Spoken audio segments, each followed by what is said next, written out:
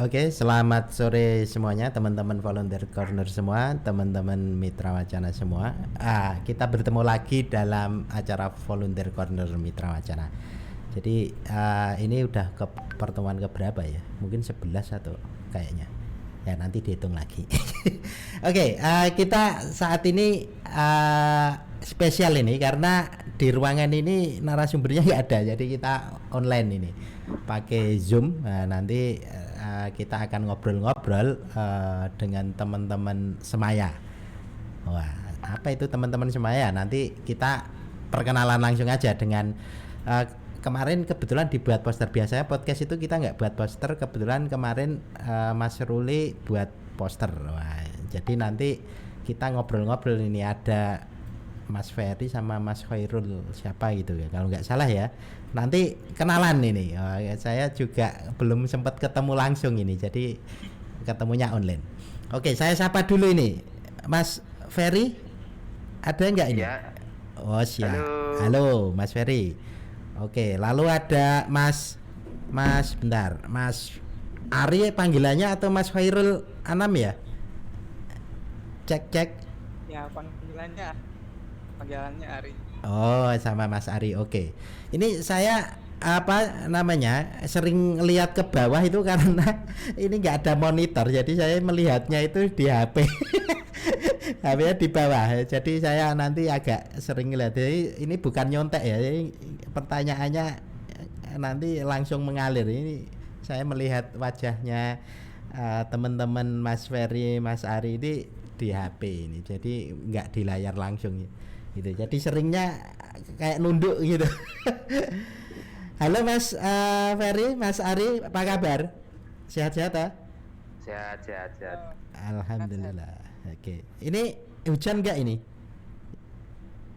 Ya, kalau di sini hujan. Oh, Jogja kan soalnya. Oke, Mas Ferry di mana Mas Ferry posisi? Di Imogiri Barat. Oh, Mas Ferry di Imogiri Barat. Kalau Mas Ari? Ya. Saya di Lombok. Oh, Lombok. Wah, jauh ini. Mic-nya mungkin agak di ini Mas, dideketin. Di Lombok baru selesai hujan sih tadi pagi aja. Oke, siap. Ini malah tadi deres banget Mas. Sini. Oke, kita Mas mau ngobrol-ngobrol nih. Kebetulan kan kita itu memang sering ngadain acara ngobrol-ngobrol ini di podcast Volunteer Corner. Jadi istilahnya agak mengalir, jadi informal ininya. Obrolannya santai. Ini sebenarnya sih kita itu biasanya waktunya 1 jam gitu. Cuma nanti kalau memang masih butuh ada yang didiskusikan ya tambah gitu Mas. Pokoknya nyantai. Oke.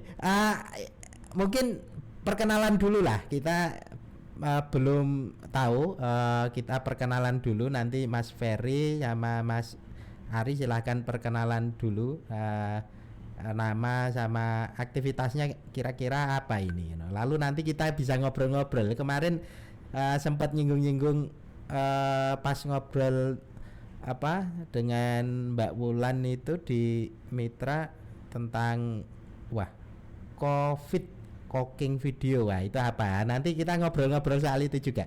Monggo, perkenalan dulu siapa ini? Mas Ferry dulu mungkin. Monggo. Oke. Hai kawan-kawan. Perkenalkan, nama saya Ferry. Kalau aslinya dari Jawa Timur, Lamongan. Oh, Lamongan Mas. Tinggal lama di Jogja sekarang. Oke. Aktif di Semaya sebagai koordinator lapangan dan juga admin media. Kalau di kemarin itu kebanyakan untuk ngurusin konten-konten yang di-upload di Semaya Studio Instagramnya. Mungkin itu dulu. Oke, siap.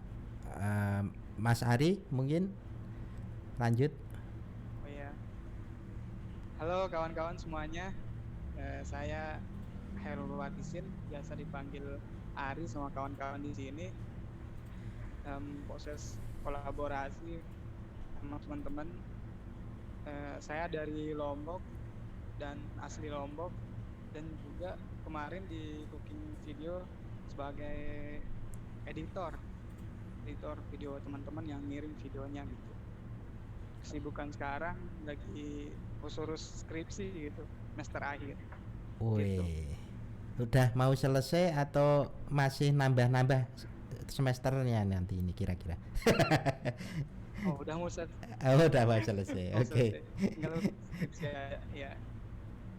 Karena ada yang bilang ini saya tinggal skripsi gitu, tapi tinggal skripsi itu ternyata bisa 2 kali lipat waktunya dengan ngambil kuliah. Oke, mulai Mas Ferry dulu lah. Ini apa? Ya, siap. Perkenalan dulu ini. Semaya itu apa ini? Bisa kenalin dulu ini, cerita-cerita dulu tentang lembaganya dulu ini.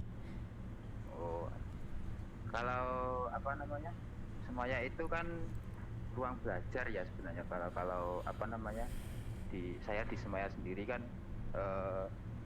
sebagai admin itu.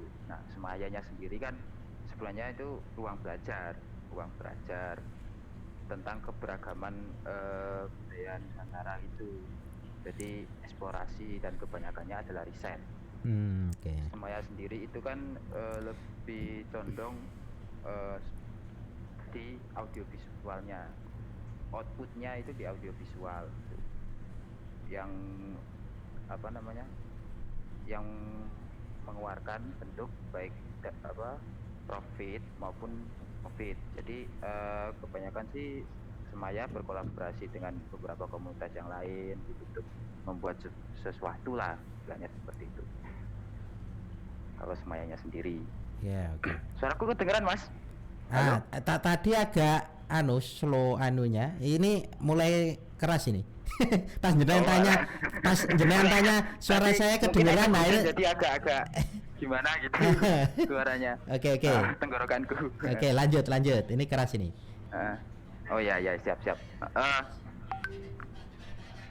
Ini masih tentang Semayanya. Ya, cerita dulu tentang Semaya dulu. Oh, jadi kalau aku secara pribadi sendiri mulai di Semaya itu sejak 1 tahun yang lalu. Oke. Diajakin Mbak Wuca gitu, karena sebelumnya pernah ikut terlibat di beberapa komunitas remaja gitu bareng Mbak Wuca sendiri.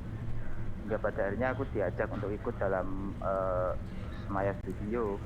Nah, di Semaya Studio sendiri kan sebenarnya aku banyak belajar mengenai bagaimana riset itu seperti apa gitu, terus bagaimana menyebarkan ide-ide kreatif ke komunitas-komunitas yang lain yang sebenarnya dasarnya untuk menyebarkan hal-hal yang lebih positif sih ke lingkungan sekitar gitu. Oke. Kebetulan pada waktu kemarin itu kan ada COVID, jadi kami COVID-19 virus ya.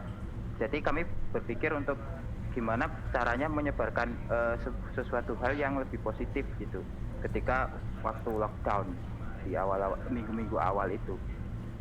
Oke.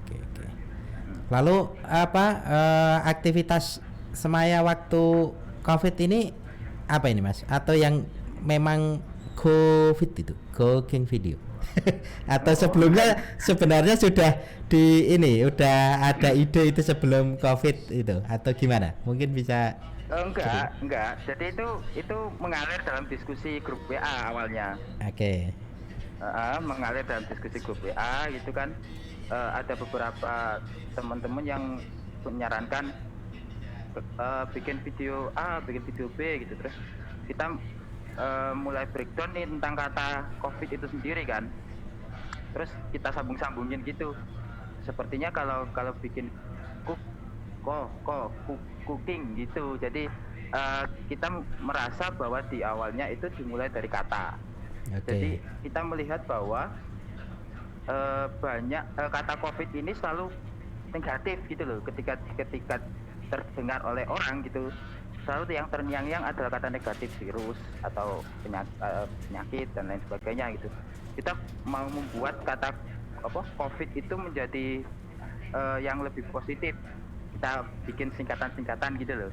Jadi cooking video awalnya seperti itu. Nah, eh, berlanjut ke ide yang lain bahwa sebenarnya eh, masyarakat kita bisa pada waktu lockdown di awal-awal itu merasa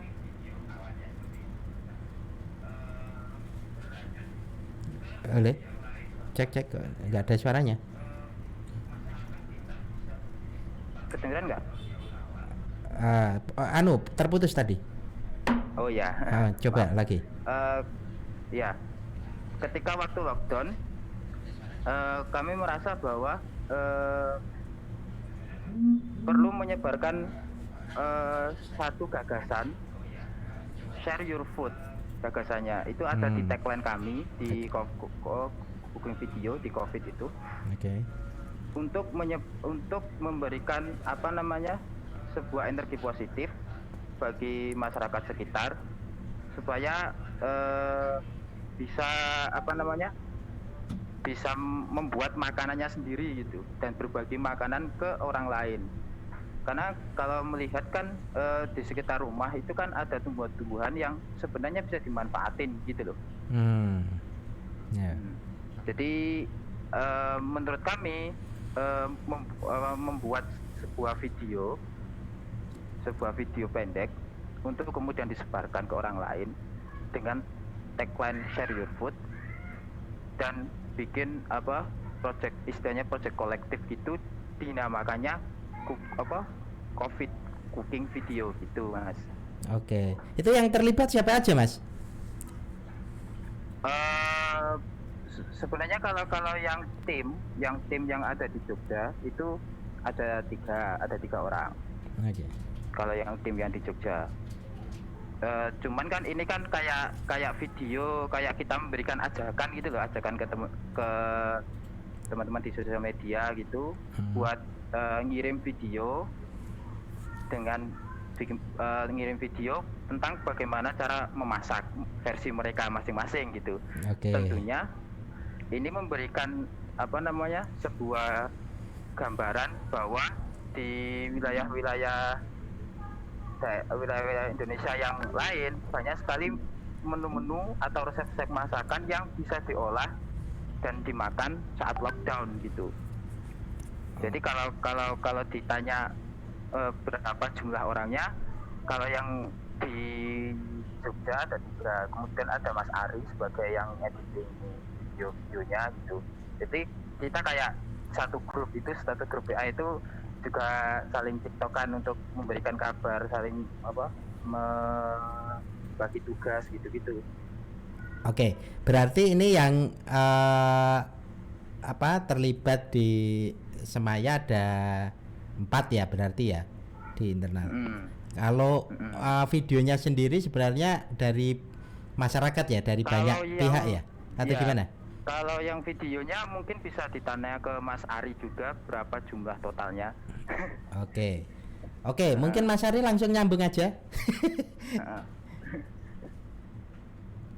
Jadi kemarin kalau dihitung hampir 10-an kayaknya 10 video dari 10 orang itu yang ngirim video, dan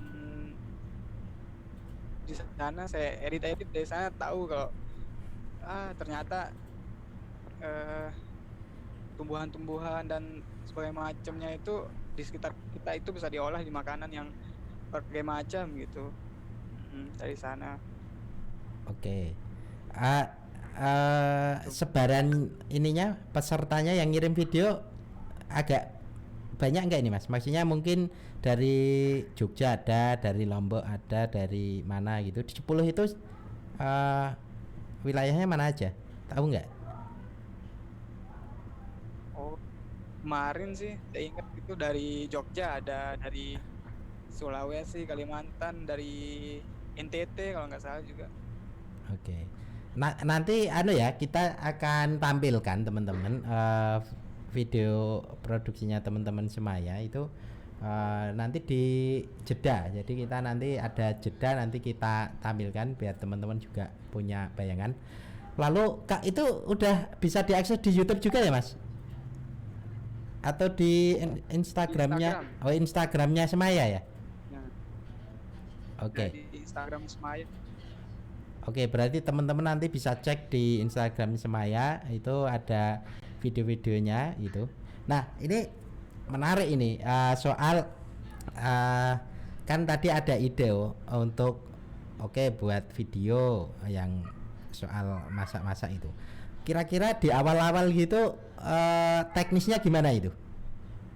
Mas Ari mungkin atau Mas Ferry, monggo. Mas Ari juga nggak apa-apa, monggo. Nanti Mungkin saya dulu. ya Mas Ari dulu.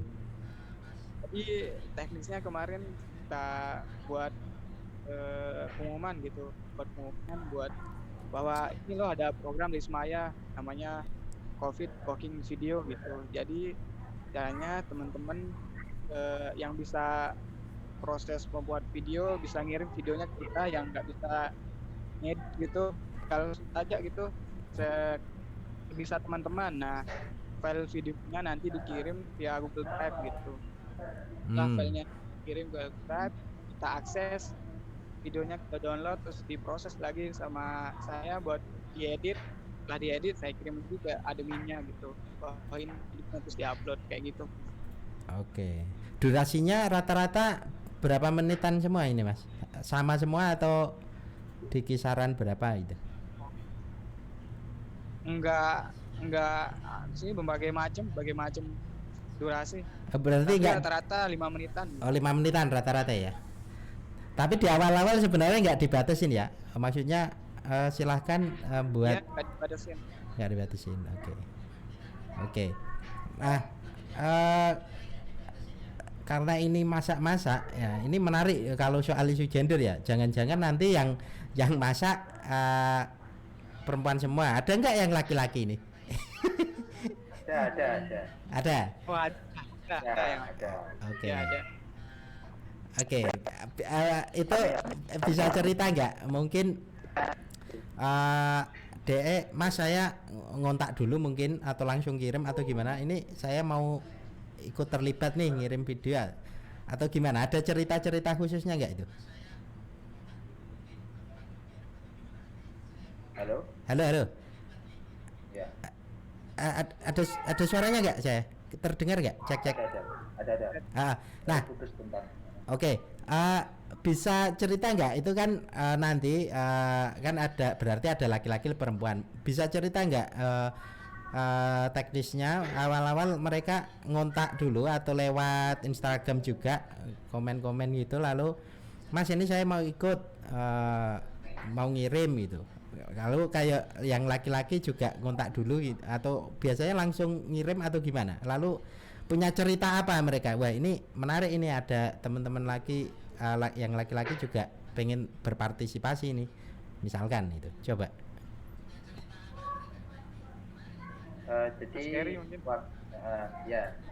Jadi waktu itu memang banyak dari teman-teman, bukan teman-teman yang Instagram pribadi sih yang masuk gitu kan. Ini aku mau berkolaborasi setelah postingannya ajakan bikin video itu. Oke. Jadi kebanyakan bukan kenanya di lebih banyaknya itu di Instagram personalnya Mbak Uca gitu. Instagram personal kami sendiri gitu yang masuk gitu. Meskipun masih ada beberapa yang ingin bergabung bikin video itu yang masuk lewat DM Instagramnya Semaya gitu. Cuman kebanyakan memang mereka, karena memang kita tidak membatasi ya, maksudnya dalam artian tidak membatasi itu mereka mengirim file mereka itu tanpa diedit, sehingga yang mengedit kan ntar gitu. Jadi kebanyakan juga mereka bikin video yang ada yang bikin video dengan sangat prepare gitu, yang sangat bagus sudah diedit. Ada yang mereka bikin itu yang masih kasar lah, secara gambarnya masih kasar gitu, masih perlu untuk diedit lagi gitu. Ya, kita membebaskan para volunteer gitu, terserah gitu. Yang penting secara isi dan narasi mereka sama dengan kita gitu, ingin menyebarkan sebuah nilai positif di tengah pandemi gitu. Cara masak-masak itu. Oke. Nah, ini menarik soal nanti proses editingnya gimana nih? Kalau tadi tidak ada batasan waktunya, Lalu konsepnya mungkin agak apa ya, cenderung sedikit bebas lah, tergantung volunteernya mau seperti apa gitu. Nah, proses editingnya mengalami apa hal-hal yang menyulitkan nggak? Di Mas Ari. Iya. di proses editing sih mana? Nggak terlalu sih, jadinya tangga konsepnya dari saya gitu, terserah saya mau edit gimana. Jadi saya pahami dulu maksud dari videonya apa. Yang penting kan pesannya kesampaian gitu kan di video itu. Jadinya saya masukin mana yang penting gitu. Nanti ada juga nggak disebutin nih ini bahan apa, tuh saya nggak tahu gitu kan, searching di Google, oh ternyata bahannya ini, terus ditulis, ditranslatein gitu. Ada apa namanya, mungkin suaranya kurang jelas juga ditaruhin translate gitu biar pesannya nyampe gitu sih. Oke. Berarti prosesnya itu sejak bulan apa sampai selesai bulan apa itu Mas, proses COVID itu, cooking video itu? Proses awal 2 April itu ajakan pertama tayang. Oh itu udah tayang pertama. Oke, kalau dari proses awal, maksudnya proses mulai apa ini loh, ada semacam aktivitas kayak gini nih, siapa yang berminat itu buat poster pengumuman atau apa, itu di bulan-bulan apa itu? Ya itu tadi kalau yang ditayangkan sama teman-teman yang video pertama itu yang kita kan bikin semacam kayak trailer kan. Oh gitu, oke. Pertama itu tanggal 2 April. Oh siap. Kemudian Mbak Uca Wulandari kirim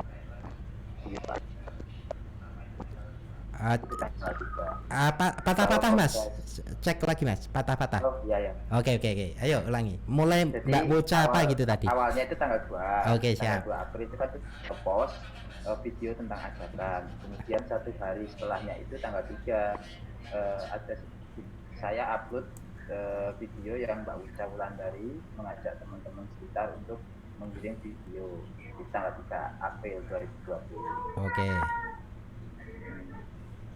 Lalu proses itu sampai kapan? Kalau video terakhir yang kami upload itu Mei 2021 ya, minuman herbal berkhasiat itu, minuman rempah, itu video terakhir. Oke. Berarti April Mei itu pas lagi banyak pada itu ya, di kampung-kampung lockdown itu ya, tulisannya lockdown banyak itu. Masih orang masih apa ya, masih khawatir dengan virus ini gitu, dan mungkin belum bisa seadaptatif sekarang misalkan masker dan sebagainya gitu. Itu berarti bulan-bulan memang orang nggak kemana-mana ya. Iya. Oke. Jadi kebanyakan mereka di rumah gitu ya. Pada intinya kan kita ngajak mereka untuk minimal punya aktivitas juga di rumah masing-masing. Ya. Mungkin ini apa cerita ini sedikit agak mulai melebar ini, proses cooking videonya kita punya gambaran itu. Nanti kita nyambung lagi ke situ. Cuma ini kita loncat-loncat aja. Mas Ari kan di Lombok nih. Ya. Oke, mungkin bisa cerita-cerita ini selama COVID ini, karena tadi kan proses mengambil istilahnya proses editing apa itu kan sudah mulai, berarti kan juga April ke sana ya, udah mulai proses. Lalu kira-kira dulu bulan-bulan itu Lombok juga lockdown enggak ini Mas Ari? Banyak jalan ditutup gitu juga enggak ini? Kalau Lombok sempet di lockdown tapi di kotanya gitu, di jalur apa sih namanya, di Taramnya gitu. Oke. Nah jadinya saya kan di desa gitu, agak nggak terlalu pelosok tapi nggak terlalu kota juga, di tengah-tengah gitu. Jadinya locknya paling jalan tetap buka, cuma warga sebatasnya lah gitu. Oke. Di batasnya keluar gitu, nggak terlalu dibatasin. Berarti pas proses editing apa itu anu ya, eh, masih bisa keluar-keluar yang agak ini ya, mas suasananya masih apa ya, kalau di Jogja kan memang waktu itu suasananya banyak yang tutup ya, jadi orang memang nggak keluar-keluar, keluar paling lihat sikon aja gitu. Tapi waktu itu di tempat jenengan gimana, masih masih bisa bergerak cukup banyak aktivitas di luar juga nggak? Kalau di Lombok masih per desa gitu, Oke. desa. Jadinya kalau kita ke desa lain baru ditanya kan dari desa mana gitu. Oke. Nggak, kalau orang dari luar nggak dikasih.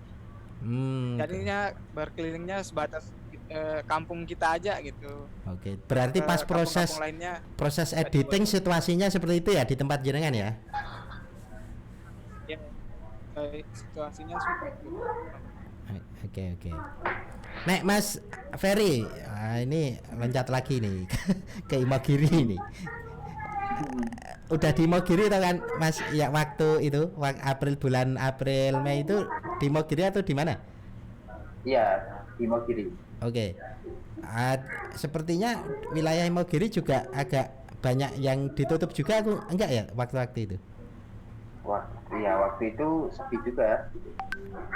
Sepi Waktu juga. itu sepi dan ya kalau malam hari memang banyak lampu yang sudah dimatikan dan banyak orang yang meronda juga di malam hari gitu.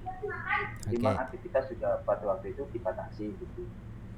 Saya sendiri pada waktu itu mau ke, karena Semaya itu dulu punya kantor di Lab House namanya, di tempat namanya Lab House. Oh, di mana Kita itu punya Mas? sebuah ruangan di daerah Kaliurang.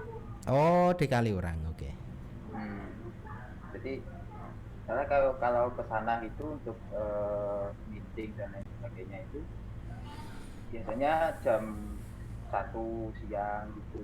Jadi memang ada pembatasan-pembatasan yang di mana kita juga masih harus ngatur waktu juga tentang mau gimana nih cooking video, karena habis cooking video kan kita juga bikin sebuah event donasi gitu, Mm-mm. bikin kegiatan open donasi gitu. Jadi kita apa namanya harus pintar-pintar ngatur waktu juga gitu ketika masih lockdown, dan harus istilahnya juga jaga jarak juga gitu, Oke, oke. gantian ke live house-nya gitu. Iya. Kalau open donasi tadi untuk apa Mas? Aktivitas yang apa biasa? Iya, jadi cerita lagi, sehabis bikin cooking video, Oke. ini kan pengembangan dari cooking video.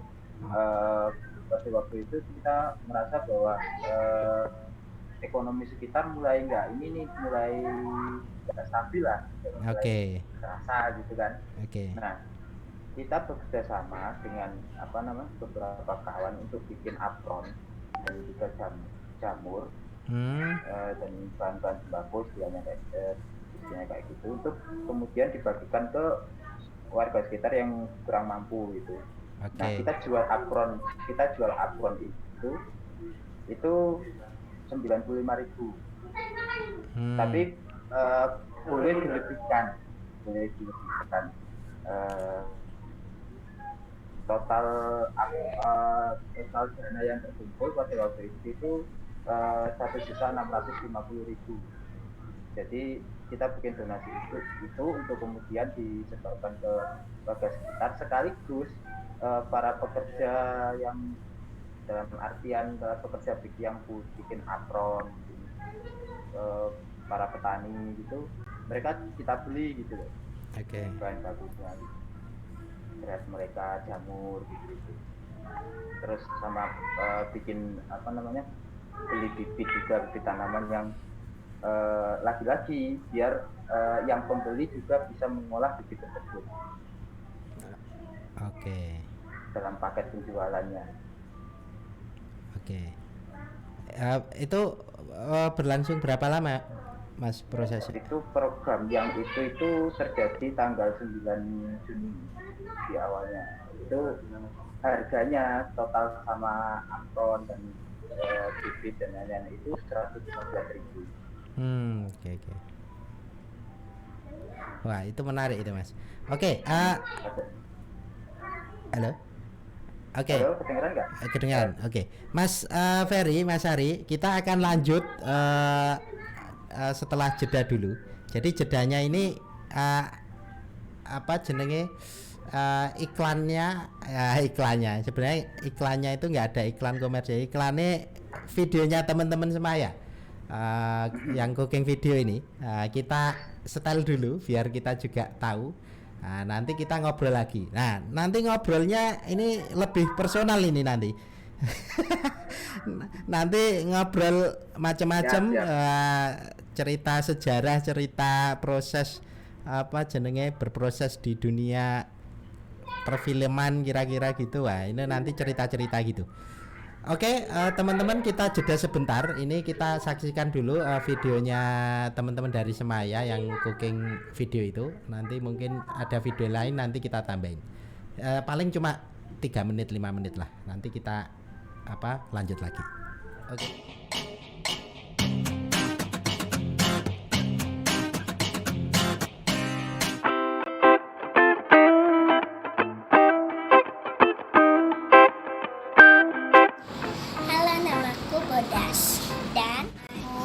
Soca. Hari ini kita mau buat bubur sumsum. Pertama, kita petik pandannya dulu.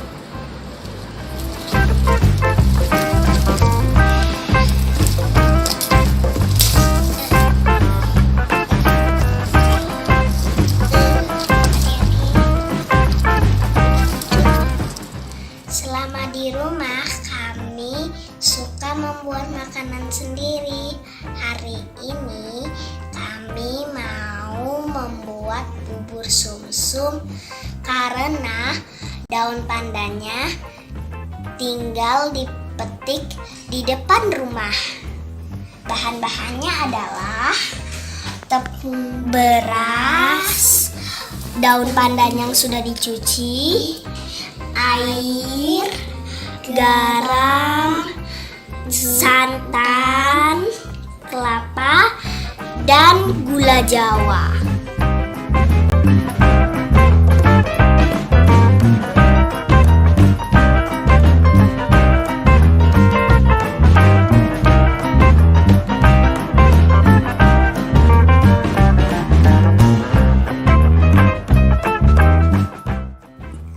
Pertama, kita campurkan air dengan tepung beras.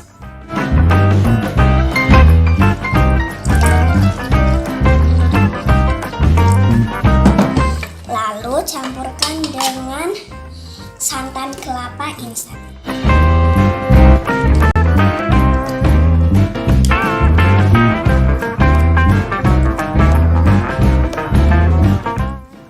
Lalu aduk hingga tidak menggelembung.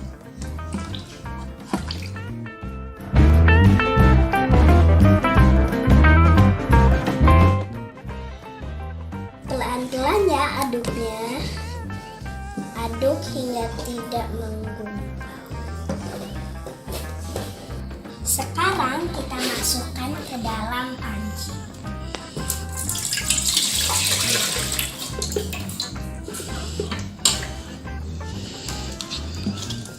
Lalu masukkan sedikit garam.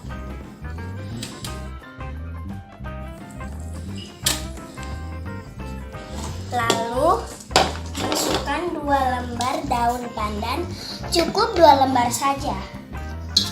Setelah itu, yuk masak di atas kompor.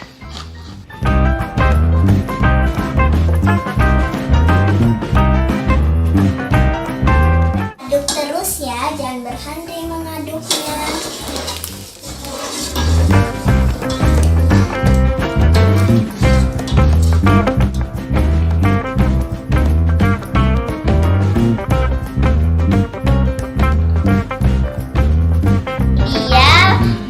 sumsum buatan kami. Cemilan untuk di rumah. Salam dari Balikpapan. Dah.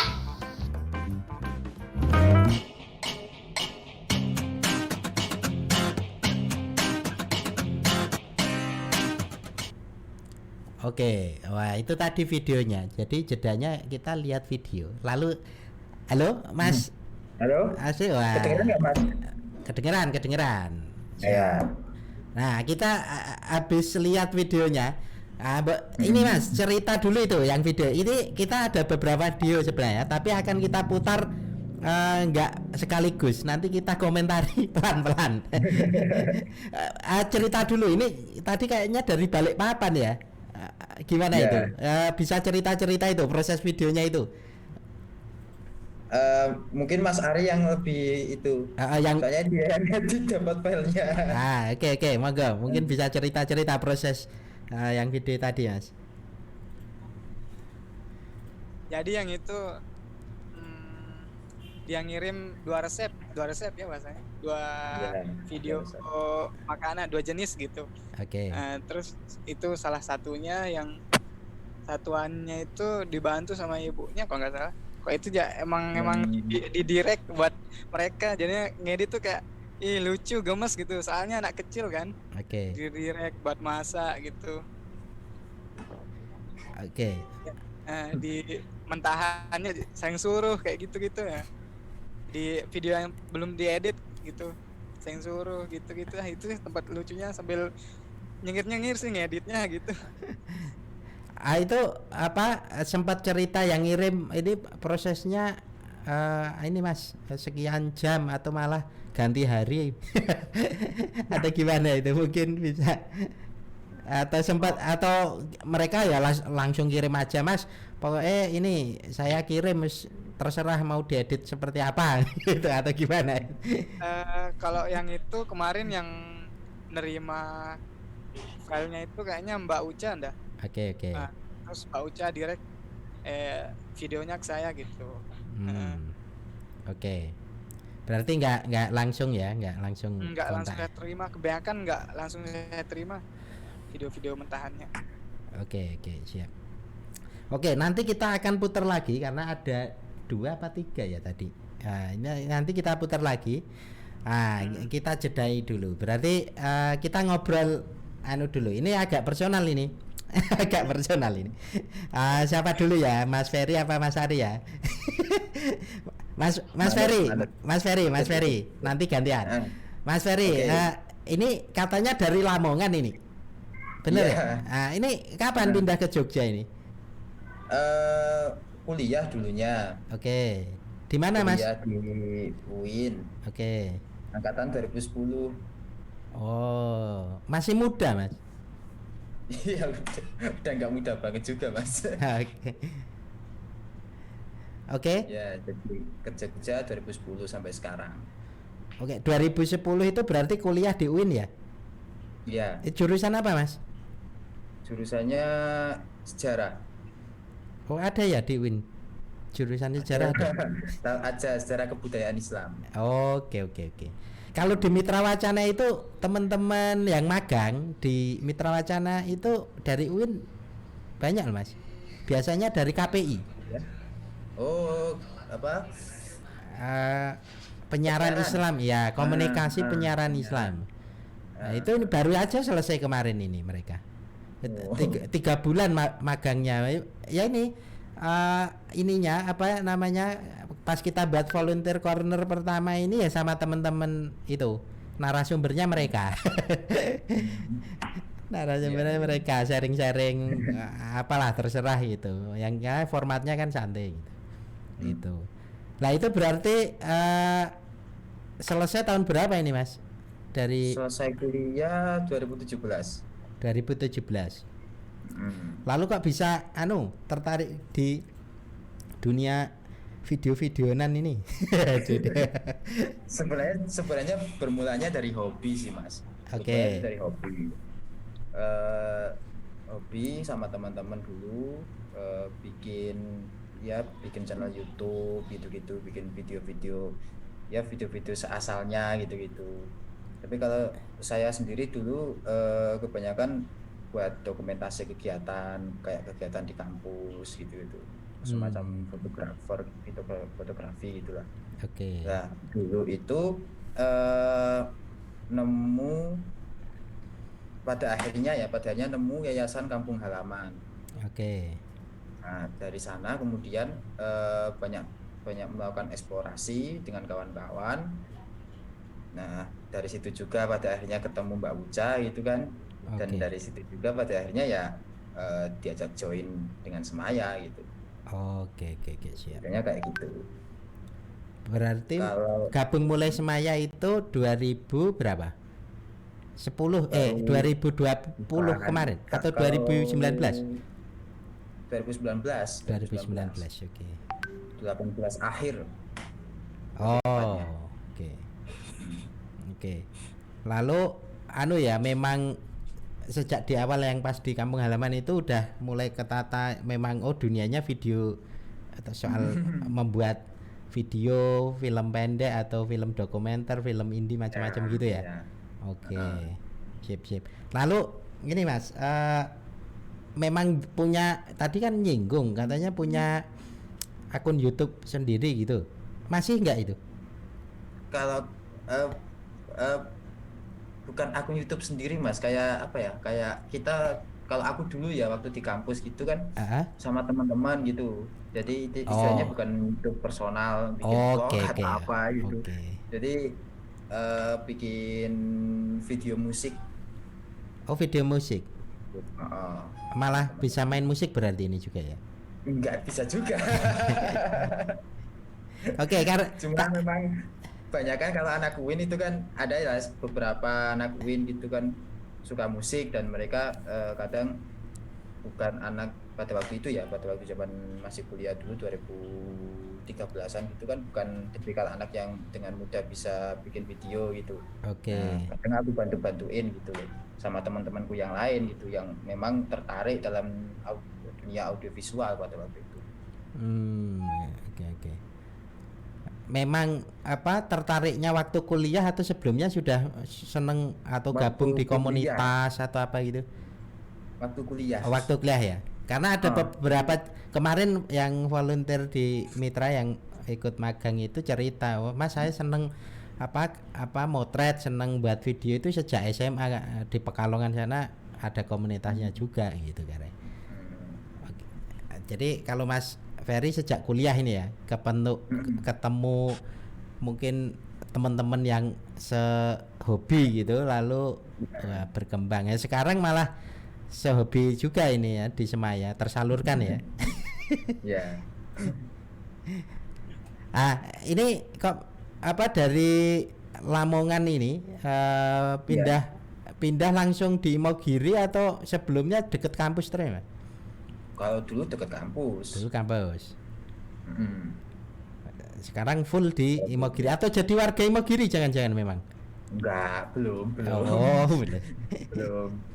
Oke. Ya semoga enggak apa-apa. Oke, gantian ke Mas Ari dulu. Mas. Pokoknya ini nanti pertanyaan personal ini. Siap. Mas Ari ini tadi katanya skripsi. Ini ya kuliahnya di Jogja atau di Lombok ini Mas? Di Lombok. Oke, jurusan apa ini? Jurusan Teknik Informatika. Oh, nyambung ya berarti ya? Agak-agak nyambung sih. Ya misalkan enggak ya disambung-sambungin lah kira-kira. Iya. Bisa. Di apa Mas? Universitas apa di Lombok Mas? Di Lombok namanya Universitas Hamzan Wadi. Oke. Dekat dari rumah atau harus ngekos juga? Sekitar berapa? 5 kilometeran lah. Oh, nggak perlu ngekos berarti ya? Awalnya dulu ngekos, sekarang udah bolak-balik gitu. Oke. 5 kilo deket lah. Lumayan deket, 30 menitan. Ya, 30 menitan. Nah, tertarik di dunia ini edit video itu apa juga sejak kuliah ini Mas? Sebelumnya pas dari dulu sih suka nonton film, jadi gitu, suka nonton film jadi terobsesi buat bikin film gitu. Oke. Karena fasilitas nggak ada pas apa namanya SMP SMA nggak ada fasilitas, jadinya pas kuliah realisasi gitu, gara-gara ngajakin temen buat kerja di salah satu studio gitu. Oke, di Lombok ya? Di Lombok, jadinya ikut-ikutan, lama-lama dapat fasilitasnya, belajar dari sana gitu. Oke. Kalau studionya studio foto pernikahan itu atau memang studio buat film atau gimana itu? Jadinya studio yang sebenarnya saya freelance sih di studio itu. Kerjaannya film wedding gitu. Oke. Tergantung kebutuhan. Iya, kebanyakan ngerjain video sih. Oke. Video sama film. Oke. Wah, berarti ya juga menemukan komunitasnya ya. Paling enggak punya tempat yang bisa mengembangkan diri gitu. Sesuai minat. Ini Mas, apa soal ketertarikan soal video. Nah, ini soal ini. Menurut jenengan ini agak pendapat ini. Soal film pendek, film atau film dokumenter misalkan itu. Kira-kira proses untuk ini tingkat kesulitannya itu gimana? Beda dengan atau sama dengan mungkin pembuatan film panjang, atau itu tadi antara dokumenter sendiri dengan yang film indie yang model apa cerita fiksi tapi film pendek itu. Nah, itu gimana juga itu? Mungkin bisa cerita-cerita itu. Kan sekarang lagi booming sejak itu Mas, film pendek Tilik itu, lalu beberapa itu banyak itu mulai yang Keraton Jogja aja membuat semacam itu YouTube film pendeknya itu ada beberapa kali itu, yang nonton juga banyak itu. Nah, bisa cerita-cerita, ini kan teman-teman punya pengalaman panjang ini soal itu. Mas Ari atau Mas Ferry bisa lah jawab, monggo. Jadi apa namanya, kalau sebenarnya dua hal tersebut punya apa ya, film pendek dan film panjang sebenarnya juga punya fokus masing-masing sih, dan memang punya tingkat kesulitan masing-masing. Kalau aku memang nggak pernah bikin film atau video panjang gitu, memang belum pernah sih ngerasain. Tapi kalau di film pendek lebih ke memadatkan isi gitu loh. Jadi membuat sebuah dalam skripnya itu dibuat sepadat mungkin, sehingga dalam durasi yang bagaimana caranya dalam durasi yang pendek penonton bisa istilahnya sampailah pesannya gitu. Oke. Dalam film tersebut. Oke. Kalau dalam dokumenter sendiri kan lebih diawali dari riset dulu gitu, jadi harus benar-benar tepat apa yang kemudian ingin diambil, pesannya apa, objek-objeknya apa aja yang ingin di shoot gitu-gitu. Kemudian narasinya kayak gimana, hingga target penontonnya seperti apa, dan pesan yang ingin disampaikan juga seperti apa, itu semuanya harus clear dulu sebelum kemudian dalam proses selanjutnya kan ada, saya jelaskan dari awal kan ada 3 proses gitu. Praproduksi, produksi, dan pasca produksi dalam pembuatan sebuah film atau video. Nah, itu sebelum nyampe ke ini, saya tadi bercerita tentang yang praproduksinya itu. Jadi sebelum harus sampai ke produksi itu semua data riset dan lain sebagainya memang harus dikumpulkan dulu itu. Oke. Gitu. Jadi sebelum ke produksi hingga pada akhirnya di pasca kita bagaimana nih video atau film kita ini disebarin kemana gitu. Targetnya ditentuin komunitas-komunitas yang mau diajak screening bareng dan lain sebagainya kayak gitu. Oke. Mas. Jadi lanjut. Suaraku masuk ya? Masuk aman. Oke. Ya. Jadi secara memang film pendek dalam formatnya seperti itu gitu. Oke. Kalau dengan pertanyaan film panjang kayak gimana, jujur karena memang belum pernah buat, jadi memang belum tahu gimana proses di dalamnya gitu. Tapi secara memang yang saya pahami itu akan tetap ada 3 proses itu tadi, dari praproduksi, produksi, dan pasca produksi. Oke. Sebelum saya mau nanya, mungkin Mas Ari ada tambahan? Gak jauh beda sih saya, buat film panjang atau pendek gitu. Saya juga belum pernah untuk film panjangnya. Kebanyakan sini kan filmmaker indie, jadinya kita mikirin juga target pasarnya kemana, terus budgetnya kan. Oke. Jadinya kebanyakan kita bikin film pendek, itu pun buat yang lomba gitu, request dari klien juga kebanyakan film pendek. Karena kebanyakan film yang kita buat selain untuk sosial gitu, untuk komersil kalau di studio saya gitu di sini. Oke. Jadinya kebanyakan film pendek sih dibuat biar lebih cepat nyampe pesannya gitu. Oke. Nah, mungkin saya cerita dulu sebelum saya tanya. Itu Mitra dulu kan sempat buat bersama teman-teman komunitas remaja di Banjarnegara itu buat film pendek juga. Basisnya cukup konsepnya itu cukup partisipatif. Jadi kita melibatkan teman-teman remaja itu, termasuk pemilihan temanya kira-kira gitu. Jadi basisnya seperti itu tadi yang Mas Ferry lihat, ada praproduksi, ada risetnya dulu. Jadi teman-teman observasi nih di lingkungan mereka, kira-kira tema apa sih ini yang layak saya angkat kira-kira gitu. Jadi mereka nganalisis tuh. Misalkan di sini banyak nggak sih kasus kekerasan seksual atau kekerasan dalam rumah tangga, atau mungkin kasus yang lain misalkan. Nah itu mereka riset dulu itu kira-kira. Ya bisa model observasi, bisa model kualitatif, mungkin beberapa kasus tertentu mereka sangat tahu gitu.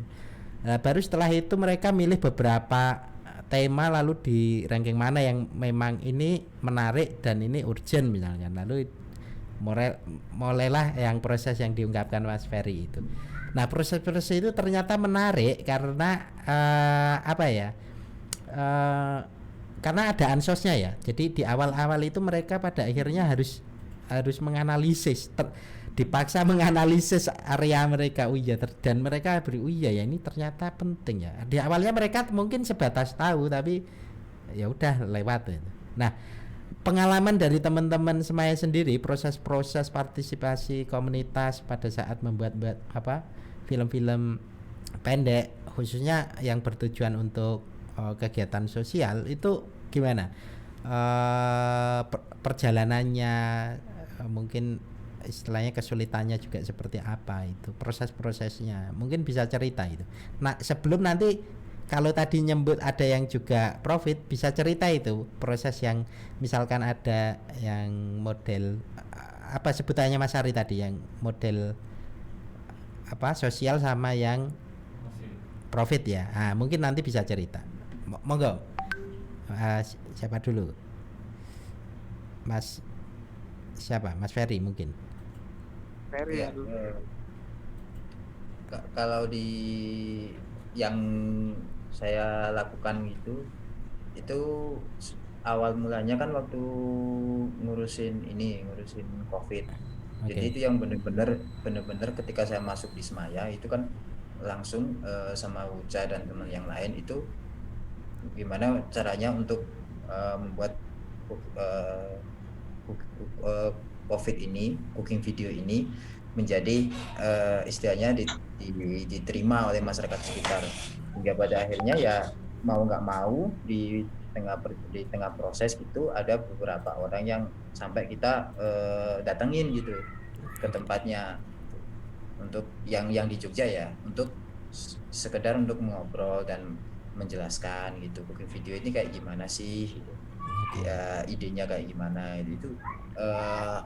Kami mendapati beberapa kesulitan, terutama karena memang kondisinya kondisi lagi lockdown, lagi pandemi awal-awal.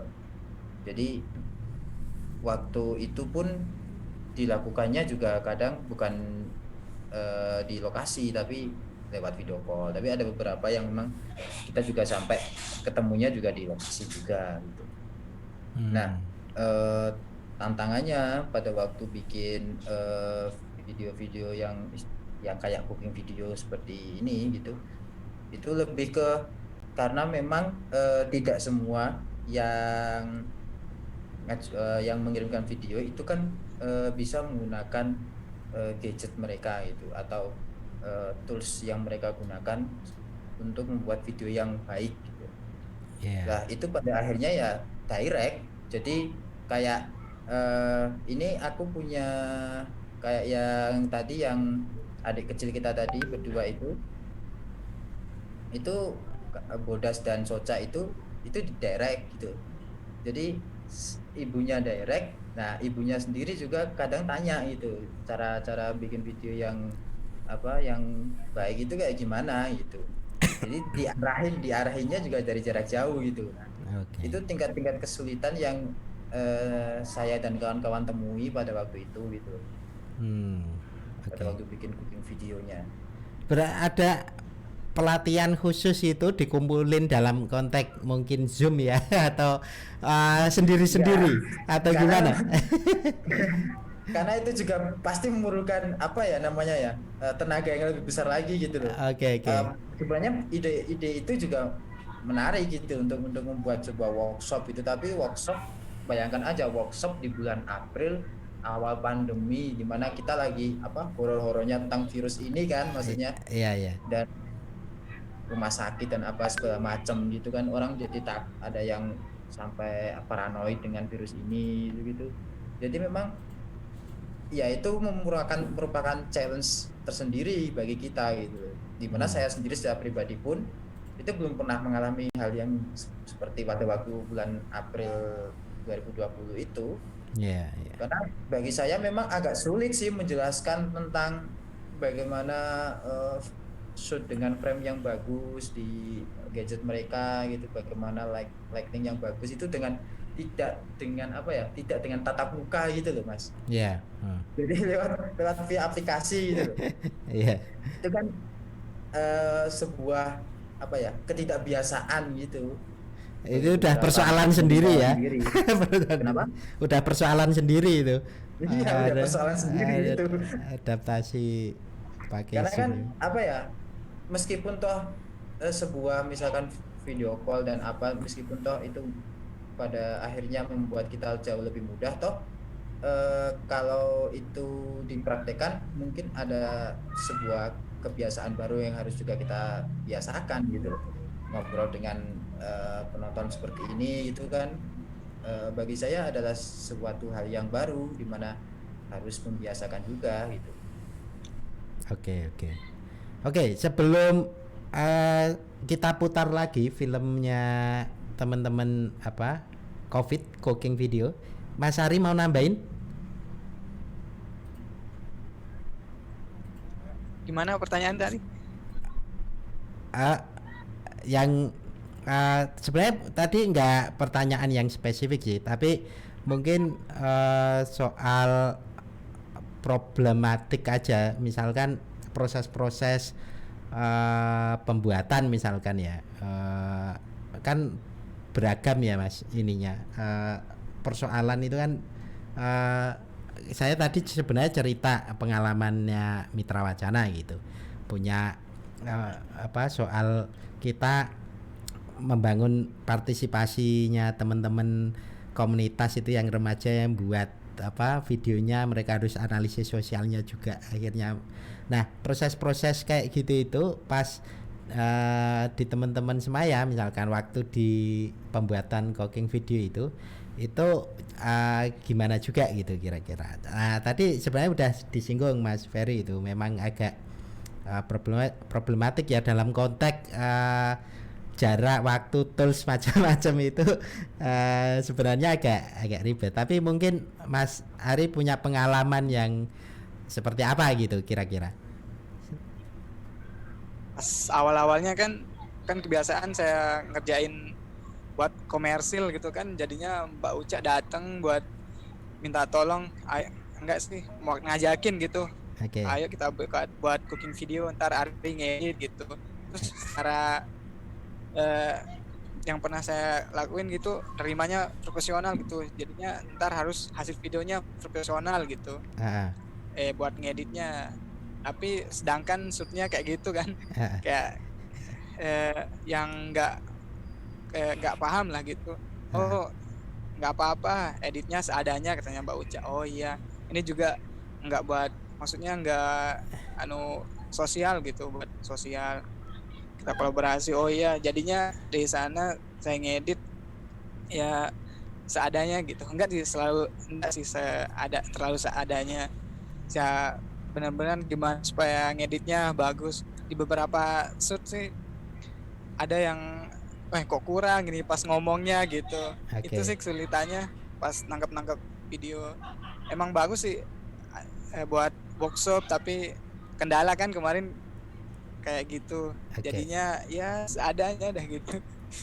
Oke. Nanti kita lanjut ya Mas Ari ya Mas Ferry.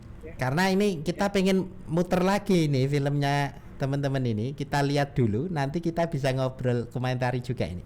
Prosesnya seperti apa. Oke. Kita putar sebentar ya. Oke, monggo. Hai, biar nggak bosan di rumah aja, aku mau bikin cooking video sambil cerita-cerita soal tempe.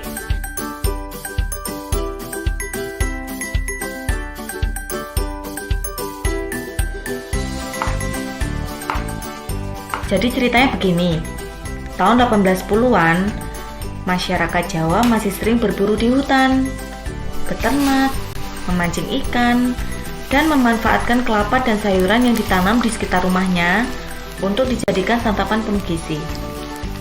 Tapi setelah Belanda datang, hutan disulap menjadi kebun milik Belanda. Rakyat dipekerjakan sebagai kuli dalam program tanam paksa. Rakyat menjadi budak di negeri sendiri. Keluarga mulai terbengkalai dan sakit-sakitan, hingga bencana kelaparan di berbagai daerah. Rakyat mencoba mengolah bahan makanan nabati yang mudah tumbuh di sekitar rumah, seperti ketela, ubi, dan biji-bijian, salah satunya kedelai. Di tengah masa sulit itu, kemudian terciptalah hasil fermentasi kedelai dengan ragi, yang sekarang kita kenal dengan nama tempe. Oleh karena itu, kemudian tempe dicap sebagai makanan rakyat kelas bawah. Namun tanpa disadari, justru tempe adalah makanan yang menyelamatkan asupan gizi rakyat karena mengandung sumber protein yang sangat tinggi. Dalam masa perlawanan terhadap penjajahan, tempe adalah simbol perlawanan bangsa Indonesia dalam mengusir penjajah. Seperti dalam pidato Bung Karno yang terkenal, "Janganlah kita menjadi bangsa tempe yang diinjak-injak bangsa lain." Saat ini, seluruh dunia sedang melawan pandemi COVID-19 dengan social distancing. Kita semua berjuang memutus rantai penyebaran virus dengan karantina diri di rumah dalam waktu yang cukup lama. Makan tempe bisa jadi solusi dari kebutuhan gizi, sekaligus sebagai pengingat bahwa kita bukan bangsa yang pantang menyerah. Nah, hingga saat ini, tempe sudah dikenal di seluruh dunia. Sudah banyak sekali variasi makanan berbahan dasar tempe. Kali ini aku mau bikin sambal tempe nih. Tinggal goreng-goreng, ulek-ulek. Jadi deh. Enak loh. Cobain deh. Happy cooking. Jangan lupa bagi masakanmu ke tetangga ya.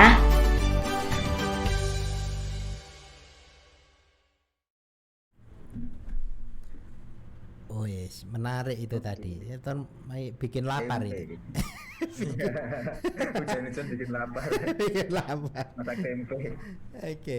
Tapi itu tadi menarik itu, kayak saya lihat ini ya. Apa itu acara masak-masak itu loh, resep-resep di YouTube itu bisa. Cuma narasinya menarik juga gitu. Nah, kayak gitu biasanya mereka inisiatif sendiri ya proses itu, atau juga ada usulan dari teman-teman juga. Oh ini nek dibuat ini menarik ini, mungkin bisa tambah ini. Mbak Uli itu ngirim video memang inisiatif sendiri, dan aku sendiri kaget waktu pertama kali. Ah, Oh, Mbak Uli jelasin tentang sejarah gitu di tengah beliau masak gitu. iya. Agak kaget juga. Tapi menjadi video yang apa ya namanya, kayak apa, yang beda lah istilahnya, yang beda dari mungkin beberapa kiriman video yang lain gitu. Iya, makanya apa ya, kesannya menjadi asik gitu loh Mas. Kalau Iya. ini dari mana ini Mas? Maksudnya areanya mana? Apanya? Yang buat? Intinya? Heeh. Kalau dari Tahu aku. dari Aku yang tahu kalau. Oke, kalau tadi kan dari Balikpapan gitu. Oke, ini nanti Kalau Mbak Uli kurang tahu aku. Oke. Nah, anu Mas Mas Ari.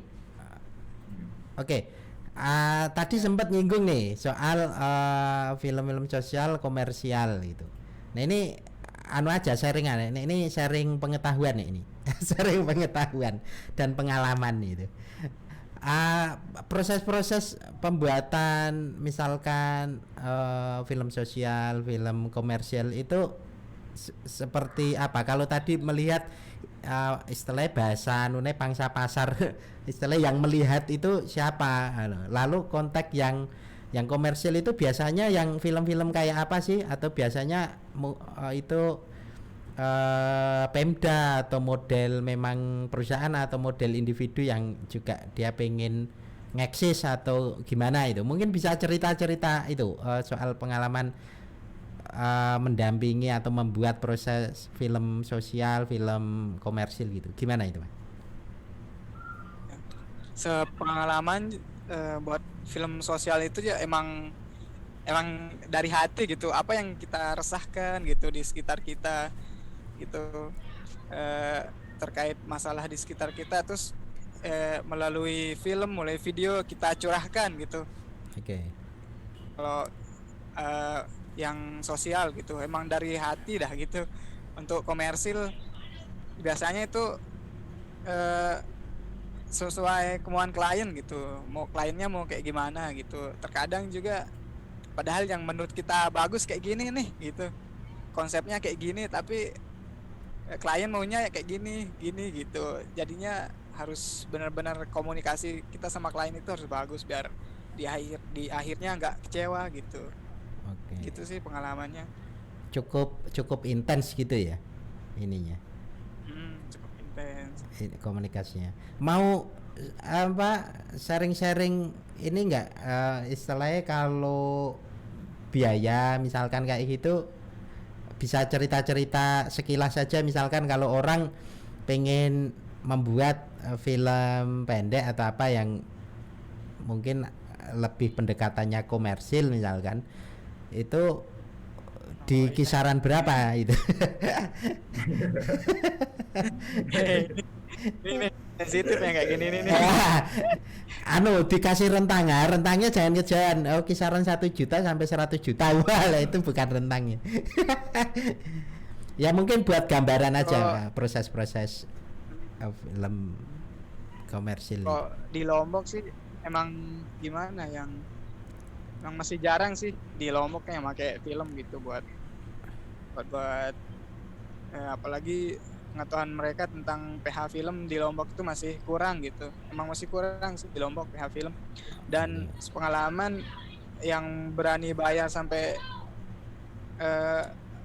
puluhan juta gitu masih ada sih, untung gitu. Ada juga kemarin klien dari Jogja gitu. Oke. Buat film di Lombok pakai kita gitu. Itu baru yang beli 20-an, 30-an gitu. Sekedar untuk orang-orang Lombok. Perusahaan di Lombok mah 2-3 jutaan situlah ke bawah. Gitu. Oke. Tapi tren untuk orang pada akhirnya membuat film sebagai media, entah itu promosi atau memberi pesan-pesan sosial, itu cukup tinggi ya saat ini, atau gimana bisa ini? Karena mungkin sudah ada YouTube juga, nanti wah ini penyebarannya menarik ini untuk media kampanye atau mungkin media promosi kalau itu komersil atau gimana? Mungkin pembacaannya teman-teman dari Mas Ferry sama Mas Ari gimana itu? Gimana Mas Ferry? Kalau media komersil sih apa ya? Kalau aku sih sebenarnya nggak sebegitu tertarik untuk melihat media komersil sih, meskipun nggak munafik juga itu profitnya juga gede itu. Cuman memang apa yang aku kejar di Semayang memang bukan untuk itu. Oke. Terlepas memang Semayang adalah sebuah rumah produksi itu yang bentuknya CV, tapi memang aku di sana untuk belajar berkomunitas seperti apa, belajar istilahnya itu bikin video komunitas itu kayak gimana sih gitu, bangun relasi dan lain sebagainya itu kayak gimana gitu. Jadi memang aku sendiri pribadi melihat nggak pernah tertarik terlalu intens dengan komersil gitu, yang komersil gitu. Oke. Nggak, terlepas juga hari ini juga tidak sedang mengerjakan sebuah video komersil sih. Iya. Kalau Mas Ari mungkin kan masih, kalau Mas Ari masih mengerjakan film komersil nggak? Masih. Oh. Ya mungkin pandangannya akan berbeda sih. Iya. Ya kayak iklan yang komersil suatu produk misalkan itu yang ada pesan itu loh yang memasak itu soal ada gendernya. Itu juga itu waktu itu menarik juga itu iklannya pendek tapi walaupun komersil tapi ternyata punya pesan sosialnya kena misalnya ada, itu kan juga bisa di-matchkan berarti bisa di-matchkan itu ininya. Ya dari segi pesan mungkin iya Mas, tapi kan membuat video kan semuanya itu kan goals ya, itu goals. Itu pasca produksi gitu loh. Tapi dalam pra produksinya dan produksinya sendiri aku lebih suka di situ gitu. Aku lebih suka ada intrik-intrik tertentu atau permasalahan yang harus kita atasi gitu-gitu. Jadi itu lebih banyak memberikan impact ke diri aku, ilmu dan lain sebagainya gitu. Kalau memang komersil kan karena jatuhnya kan industri, jadi ya kita bergerak atas perintah klien gitu. Dan minta apa itu, meskipun pada akhirnya isinya akan anggaplah punya narasi yang mirip gitu, tapi secara proses sangat berbeda. Istilah proses kreasinya itu, kemerdekaan berpikirnya itu beda ya. Proses mengeksekusinya itu beda ya. Nah, kalau proses yang istilahnya sensenya sendiri film sosial istilahnya mungkin manajemen waktunya juga bisa diatur sendiri karena mungkin nggak terlalu terkejar soal waktu dan macam-macam. Oke, Mas Ari sama Mas Ferry mungkin punya pesan-pesan soal inilah bagaimana sebaiknya itu misalkan ada orang yang tertarik terlibat di dunia perfilman, film indie atau soal membuat video gitu, lalu ini loh video itu tidak sekedar video tapi dia punya pesan, dia punya makna misalkan. Ada proses ideologisnya misalkan. Nah, kalau tadi yang di Mas Ferry itu kan agak-agak arahnya juga ada ke sana gitu. Kira-kira mungkin punya pesan-pesan apa ini soal misalkan ada teman-teman yang lain itu yang tertarik di dunia perfilman, film indie misalnya. Monggo. Film film komersil apa non komersil dulu? Bisa dua-duanya. Silahkan. Yang komersil dulu aja deh. Siap. Mas Ari dulu. Oh ya. Yang komersil dulu. Monggo Mas Ari.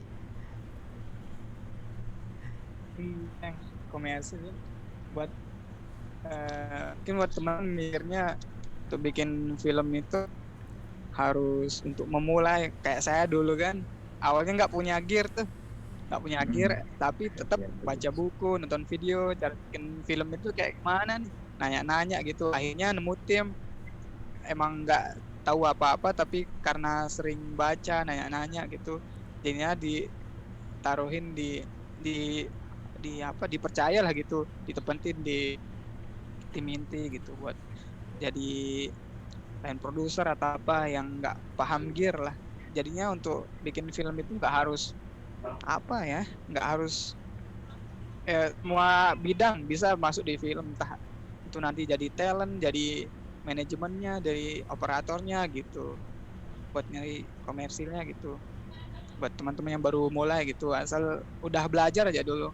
Nah sehabis itu nanti udah belajar baru ke komersil, jadinya udah mantep lah di komersil. Oke, Mas Hari, pesan-pesannya nanti bisa menjadi masukan juga bagi teman-teman yang tertarik. Mas Ferry, monggo. Jadi kalau aku sih berdasarkan pengalamanku itu dimulai dari lingkungan yang paling dekat dulu, Mas. Oke. Jadi untuk melihat itu sebuah persoalan kemudian ingin kita tampilkan dalam audio visual, kita harus mulai di lingkungan yang paling dekat dulu, lingkungan sekitar. Saranku bagi teman-teman, mulailah untuk melihat lingkungan sekitar dulu, mengeksplorasi, istilahnya itu mempertanyakan ulang gitu. Ini gimana dengan kondisi sekitar gitu. Terlepas dari yang video-video komunitas kayak gini, itu bisa kok mendapatkan impact atau menjadi profit gitu, sebenarnya juga bisa gitu. Karena memang kalau punya value yang kuat, dia akan misalkan diajak untuk ada founding yang masuk dan lain sebagainya, untuk lebih dibuat yang lebih perfect lagi gitu. Jadi saranku seperti itu sih. Dan terlebih di dunia film, memang kebanyakan orang di dunia film dan video pendek itu kebanyakan orang ingin jadi aku pengen jadi yang keren-keren gitu yang tampilkan gitu, padahal senyatanya juga tidak gitu. Banyak orang-orang dengan divisi-divisi yang lain, misalkan yang istilahnya itu dia juga punya jatah, misalkan runner, general manager, atau riset. Kalau di film pendek, film-film dokumenter gitu, film pendek dokumenter, riset gitu-gitu, itu mereka punya peran yang sangat penting di dalam tim gitu. Bukan hanya yang megang kamera dan terus sutradara atau yang lain, ya itu penting juga, tapi ada porsi-porsi lain gitu yang mereka istilahnya itu juga penting dalam sebuah tim. Jadi alangkah baiknya mantapkanlah tim, mantapkan ide sebelum pada akhirnya melakukan eksekusi dalam taraf produksi. Mungkin seperti itu dulu. Oke, Mas Ferry, ini cukup memberikan inspirasi lah, paling enggak teman-teman, karena beberapa pengalaman ya, misalkan orang tertarik buat film pendek atau apa itu. Dulu ada teman saya itu tertarik karena ada jenenge semacam turnamen, jadi kirim video tentang ini atau apa. Oh iya, lomba semacam lomba gitu. Lalu orang malah ini lah, apa yang diungkapkan Mas Ferry tadi soal itu, mereka berproses akhirnya nganalisis sekitarnya. Itu masalah air di daerah sana, ini butuh kita angkat nih, ini menarik ini, misalkan apa. Nah ya maaf, tapi gini, terkadang juga orang juga mikirnya gini, Mas. Kalau aku dulu ya sempat juga punya pikiran bahwa harus alat yang bagus nih, bla bla bla. Sebenarnya enggak juga gitu loh. Karena memang titik poinnya adalah di pesan yang ingin kamu sampaikan. Iya. Kalau yang non profit loh ya, maksudnya yang benar-benar video komunitas gitu, memang itu lebih cenderung ke titik poin yang ingin kamu sampaikan. Ketika memang titik poinnya tidak dalam durasi sekian menit dalam video itu dirasa terlalu boring gitu, itu maka dianggap gagal gitu loh. Dianggap gagal dalam artian pesannya belum tersampaikan gitu loh. Oke. Tapi memang sebenarnya tidak harus dengan alat yang bagus sih sebenarnya. Yang intinya itu orang bisa dengan mudah menangkap pesan yang ingin kamu sampaikan. Udah di situ. Oke. Nah, Berarti itu nggak kan ada untuk nggak ada alasan soal ini ya, keterbatasan alat. Wah ini pakai HP ini nggak begitu bagus atau apa. selama itu memang bisa penonton tangkap Iya. pesannya, Oke. it's no problem. Oke. Jadi kan sebenarnya kalau yang dokumenter itu kan memang harus kuat di riset sebenarnya. Oke. Praproduksinya itu harus mateng, bener ya, Mas? Mm-mm. Oke. Praproduksinya memang harus benar-benar dipikirin secara mendalam dan mungkin juga butuh waktu juga yang panjang. Oke. Wah, menarik ini, Mas. Mungkin kapan-kapan Mas. Ya semoga pandemi cepat selesai. Kapan-kapan Mas Ferry, Mas Ari kalau sempat pas di Jogja mampir lah ke Mitra. Iya, saya mau kirim barat Mas. Nek Mas Ferry Udah deket ngopi doang. kan kalau ke Semaya kan ke utara kan. Kaliurang. Ya lah lewat lah minimal. Tapi nggak mampir, cuma lewat aja minimal. Ya kalau ada waktu mampir lah, bisa Ya, ngobrol-ngobrol. mampir pasar kota gede aja ya. Wah, bisa. Nanti di sini kita buatin kopi, Mas. Siap. Oke. Terima kasih loh, Mas Ferry, terima Mas kasih. Ari, sharing-sharingnya. Semoga kapan-kapan lah kalau memungkinkan ngobrol-ngobrol lagi. Mungkin kalau ada tema menarik, istilahnya kalau Mitra kan ada thematic discussion ya, Mas. Maksudnya ada diskusi tematik gitu. Kalau ini podcast itu settingannya agak nyantai, Mas. Maksudnya obrolannya bisa sedikit ngalor ngidul lah, kira-kira gitu. Nah, kalau kapan-kapan mau ada waktu itu kita diskusi tematik itu bisa lah, nanti menarik untuk di sini. Tunggu. Siap. Oke, sampai ini dulu ya obrolannya. Kira-kira kayaknya udah 1,5 jam ada ini. 1,5 jam ada. Nah, terasa. Kita masih punya satu video, nanti akan kita putar di akhir sebagai penutup gitu. Jadi ini pamitan sekalian. Terima kasih ya Mas Mas Ari, Mas Ferry, sama salam buat Mbak Buca dan teman-teman Semaya semua. Semoga lain waktu bisa ngobrol-ngobrol lagi. Itu. Terima kasih juga buat teman-teman volunteer corner semua, teman-teman Mitra Wacana semua yang sudah mengikuti podcast ini. Kalau nggak ngikutin live streamingnya, berarti bisa cek di YouTube-nya. Nanti kita upload di YouTube-nya. Masih bersama saya. Tadi sebenarnya saya itu belum nyebut nama saya, Arif SB. Jadi Mas Ari. Mas Arif SB. Biasanya saya di awal itu gini, jenenge masih bersama saya, Arif SB. Padahal jenenge Sugeng gitu. Oke, kita ketemu. Besok itu kita ada podcast lagi, Mas. Bersama teman dari Australia. Jadi kita ada volunteer dari Australia. Kita setiap minggu ada podcast dengan mereka. Settingannya sih setiap hari Rabu gitu. Lalu ada tematik discussionnya, ada tematik diskusi tematiknya itu setiap Jumat gitu. Nah, nanti bisa nimbrung-nimbrung lah, Mas. Ya, join lah. Tapi ini kebetulan mereka itu belum bisa bahasa Indonesia, jadi pakai bahasa Inggris. Nah, problemnya saya yang nggak bisa bahasa Inggris.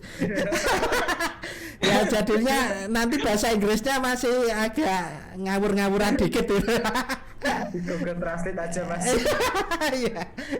Ya pokoknya nganggo inilah, obrolannya tetap kan dia yang ngobrol agak banyak, saya kan bertanya, jadi mungkin obrolannya kira-kira iki opo ya Inggris. Kira-kira gitu dulu.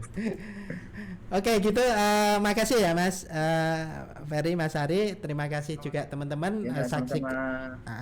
Saksikan besok kita masih ada podcast lagi bersama teman dari volunteer dari Australia. Terima kasih Mas Robi, Mas Ruli yang di luar dan teman-teman mitra yang lain. Sampai jumpa besok. Salam. Hai semuanya, aku Arsya Rusmandono. Kali ini bersama Smile Studio aku bakal ngajakin kalian untuk tetap produktif dan gak bosan di rumah selama masa karantina ini. Maaf suara ayam.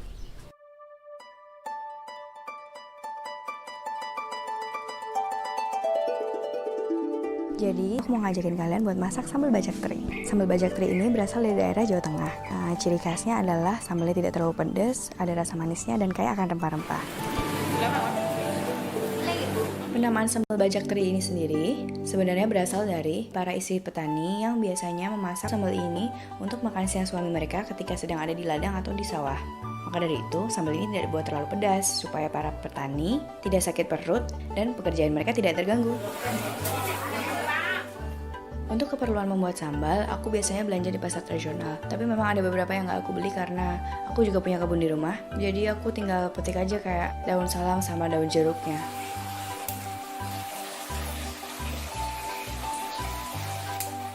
Kalau gitu, langsung masak aja yuk.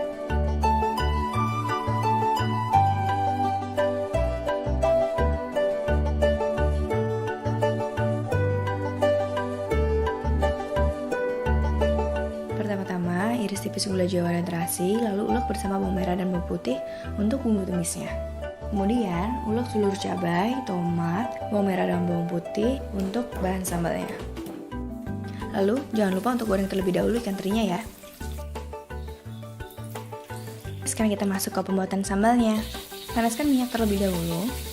Kemudian masukkan bumbu terasi gula jawa dan bawang yang sebelumnya tadi kita ulek. Tunggu sampai harum lalu masukkan daun jeruk dan daun salam. Jangan lupa lengkuasnya ya. Setelah warnanya berubah kecoklatan, masukkan pasta cabai yang tadi sudah kita buat. Aduk-aduk, jangan sampai bawahnya gosong. Tambahkan asam yang telah direndam dengan air sebelumnya. Step terakhir adalah masukkan ikan teri yang sudah kita goreng. Jangan lupa masukkan garam sesuai selera. Tunggu sekitar 30 menit sampai minyak berubah menjadi warna merah tua dan sudah meletup-letup. Tandanya sambal kita udah matang. Tiriskan dan sambal siap disajikan. Paling enak sih emang dimakan pakai nasi putih hangat sama telur ceplok setengah mateng. Oke, sekian dulu ya COVID-nya. Selamat mencoba, selamat menikmati, dan tetap sehat semuanya.